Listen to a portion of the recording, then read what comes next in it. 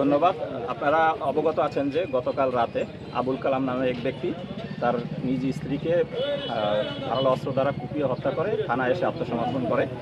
আমরা গতকালকে রাতেই আসলে হত্যাকাণ্ডে ব্যবহৃত ধারালো অস্ত্রটি উদ্ধারের জন্য অভিযান পরিচালনা করি, কিন্তু রাতের অন্ধকার হয় সেটি উদ্ধার করা সম্ভব হয়নি। আজ দুপুরে পুনরায় আমরা অভিযান পরিচালনা করি এবং নাথপট্টি লেকের পাশ সংলগ্ন ড্রেনের মধ্যে থেকে আমরা এই ধারালো অস্ত্রটি উদ্ধার করতে সক্ষম হয়েছি, যেটা আপনারা এখন দেখতে পাচ্ছেন।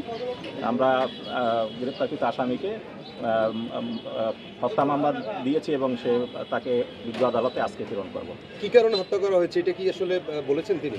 একটু কারণটা আমরা আসলে প্রাথমিক তদন্তে যেটা জানতে পেরেছি তাদের মধ্যে পারিবারিক কলহ ছিল, সেটা থেকেই দ্বন্দ্বের কারণে হত্যাকাণ্ড সংঘটিত হয়েছে। আচ্ছা, কতটি আঘাত করেছেন এই ছুরি দিয়ে আপনারা সুরতাল রিপোর্ট বা আপনার প্রাথমিকভাবে ধারণা করছেন?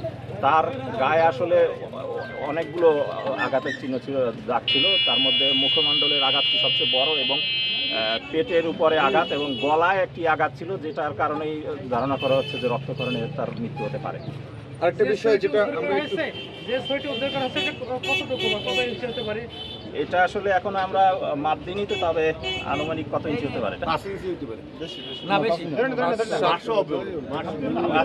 ইঞ্চি, 5 ইঞ্চি হতে পারে, 5-6 ইঞ্চি হবে, 8 ইঞ্চি হবে।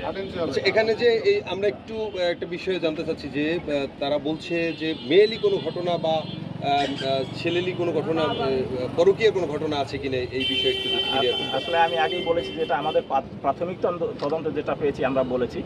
আরও এটা বিষয়ে আমাদের তদন্ত প্রয়োজন আছে, ওকে আমরা আরও জিজ্ঞাসাবাদ করব এবং পরবর্তী তদন্তে আরও বেরিয়ে আসতে পারে অনেক কিছুই। আচ্ছা, আমরা প্রাথমিকভাবে জানতে পেরেছি যে বাচ্চাদের ঘুমের ট্যাবলেট খাইয়ে এই ধরনের হত্যাকাণ্ড পরিকল্পিতভাবেই হয়েছে বলে আপনারা কি প্রাথমিকভাবে জানতে পেরেছেন কিনা?